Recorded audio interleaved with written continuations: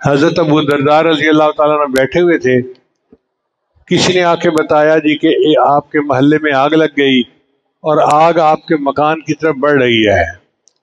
فرمایا کچھ نہیں، میرا مکان نہیں جل سکتا۔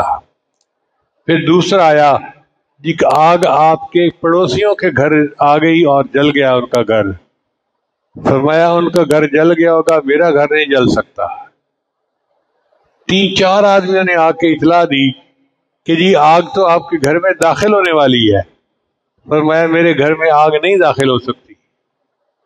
ایک نے پوچھا کہ آپ اتنے یقین سے کیسے کہہ رہے ہیں؟